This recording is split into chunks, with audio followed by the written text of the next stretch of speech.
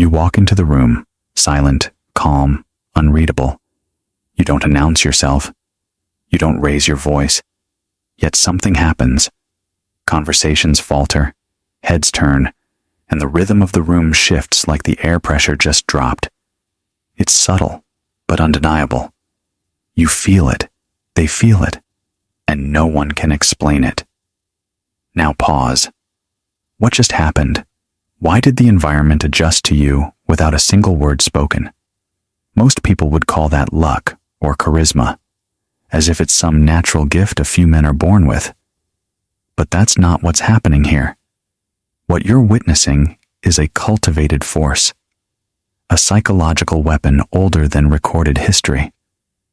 Machiavelli wrote about it 500 years ago, when he studied the dynamics between rulers and subjects. He understood that the most powerful energies are invisible, that true influence doesn't need noise, it needs presence. That's what this message is about. The hidden force, the silent power that bends attention, shifts dynamics, and rewires how people perceive you. This isn't motivational fluff. This is strategy. If you're tired of being overlooked, misunderstood, or underestimated, stay locked in. Because by the end of this, you won't just understand influence, you'll embody it. Before we go deeper, anchor this in your mind and type it in the comments. I choose strategic power. That sentence is your first declaration that you're done being predictable, done being emotionally readable, done being easy to control. You're stepping into a new level of command, one where silence, scarcity, and timing become your greatest weapons. Let's begin. The modern world confuses volume with authority. People assume that whoever shouts the loudest must have the most control. Social media glorifies those who post every hour, brag about their grind, and demand constant attention. They call that influence. But Machiavelli would have called it something else: desperation, disguised as dominance. Fake power is loud because it's unstable. It feeds on validation, applause, and external proof. Remove the attention, and it collapses overnight. You see it everywhere. The coworker who interrupts everyone to sound important, the influencer who floods every platform yet vanishes the moment the algorithm forgets them, the manager who wields his title like a sword but trembles when no one's watching. They appear powerful, but only inside the echo chamber of attention. Step outside of it, and their presence evaporates. Real power is the opposite. It doesn't scream. It resonates. It's not performed. It's felt. Think back to your school days. You remember that one teacher, the calm one who never had to yell, yet commanded total silence with a single glance. That's real influence, because when power is real, it doesn't need noise to be noticed. Machiavelli wrote, "Everyone sees what you appear to be, but few experience what you truly are." That gap between appearance and reality, that's where control lives. Fake power tries to fill that gap with noise. True power widens it and rules from within it. You show enough to earn respect, but never enough to be fully known. You let people feel your force more than they ever hear it. Fake power is loud, needy, and temporary. True power is quiet, magnetic, and eternal. The first step toward invisible dominance is to stop chasing attention and start cultivating presence. Now that you see through fake power, you must understand its opposite poison: predictability. If you're predictable, you're programmable. And if you're programmable, you're powerless. Most people reveal too much, oversharing their moods, frustrations, and plans. They confuse openness with honesty and transparency with trust. But every time you tell the world what triggers you, what excites you, or what scares you, you hand over the remote control to your emotions. If someone knows what makes you angry, they can provoke you at will. If they know what kind of flattery makes you glow, they can manipulate you through praise. If they know you always rush under pressure, they can trap you in deadlines. And just like that, you lose control. The truth is simple. If they can predict you, they can control you. This is why the most intelligent people often get crushed in life. They think openness is a virtue. But openness without boundaries is surrender. You're not a diary, you're a vault.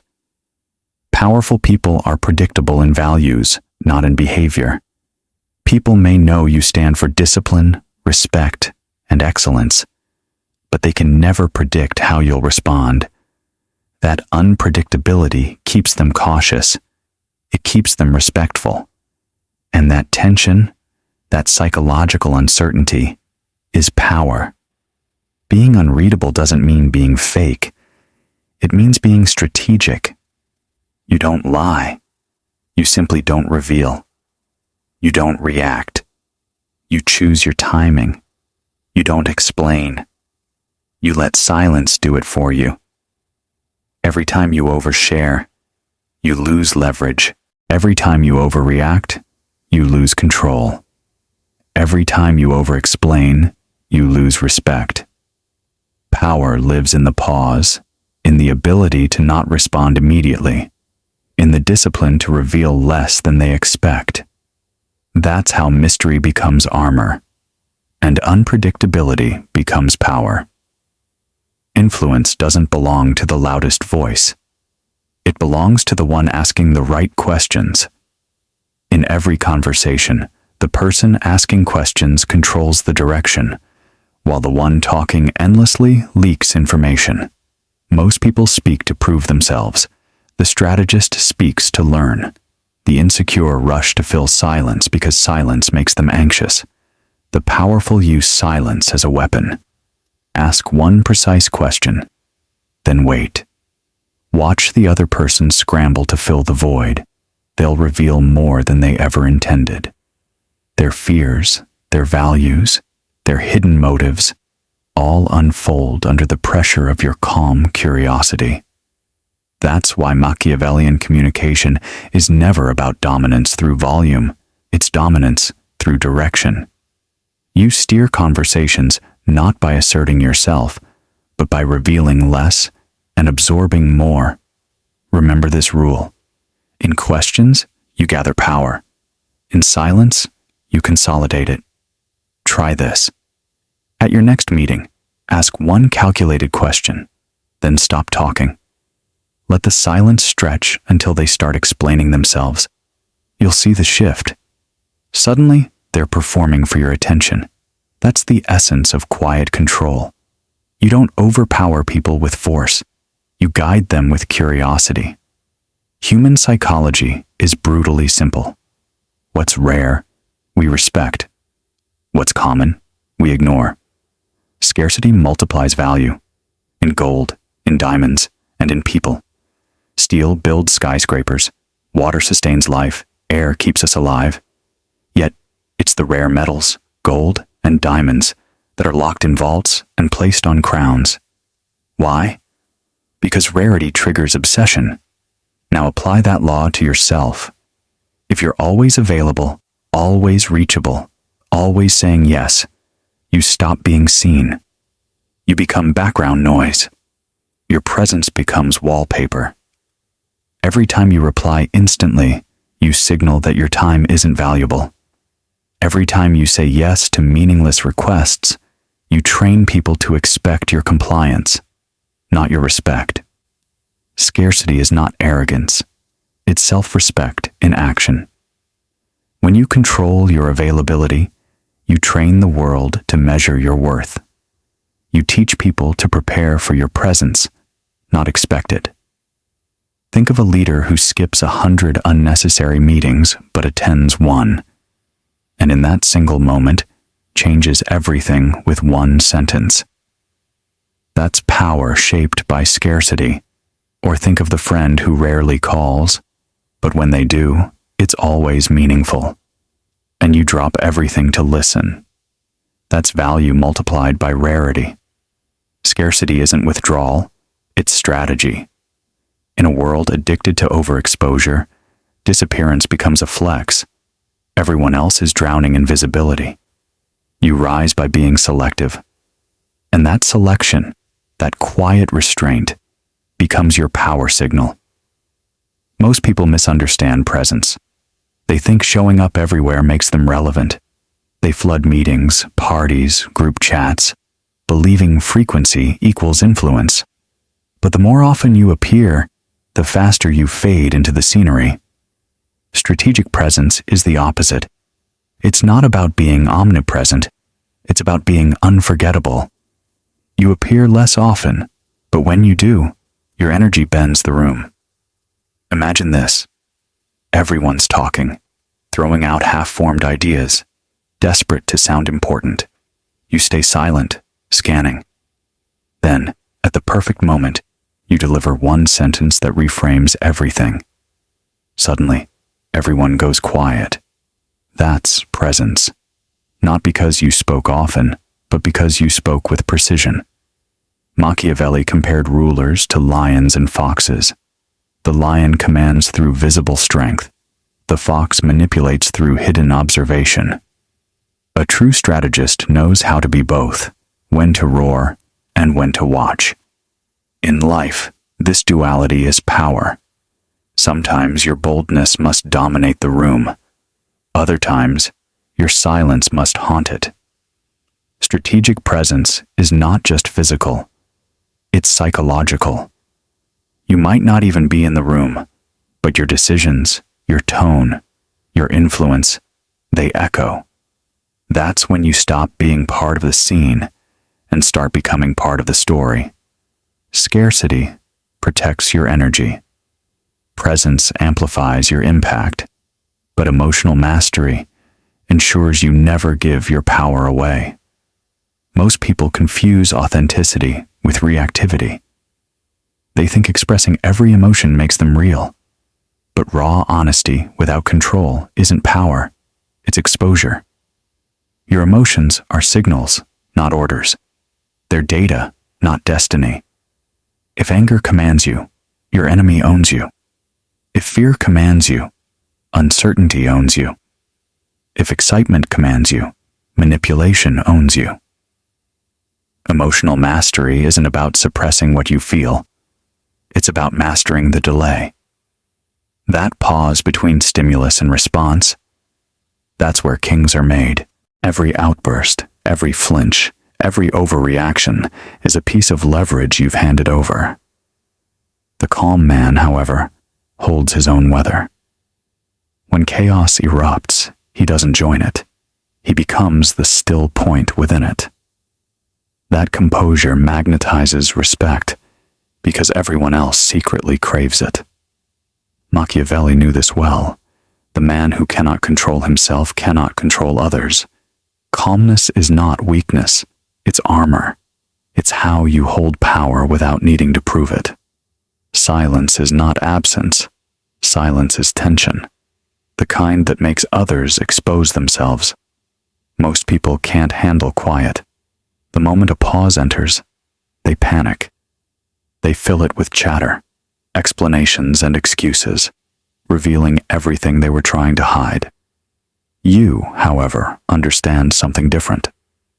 Silence is a mirror, and most people can't stand to see their reflection. When you make a strong statement, don't rush to explain it. Let it hang in the air. Let the silence make them feel the weight of your words. Silence stretches tension like a bowstring, and you control when it releases. When someone tries to trap you with a question, don't answer immediately. Pause. Look at them. Make them sit in their own discomfort. You'll watch them start to fill the silence themselves, unraveling their own intentions. Silence turns you into gravity. It says, I don't need to prove myself. It says, I'm already in control. Remember this law. The one who can sit comfortably in silence always holds the upper hand. Power dies in full disclosure. The more they know about you, the easier you are to neutralize. We live in an era of overexposure, where everyone flaunts their plans, their goals, their methods, and their every move, believing transparency guarantees success.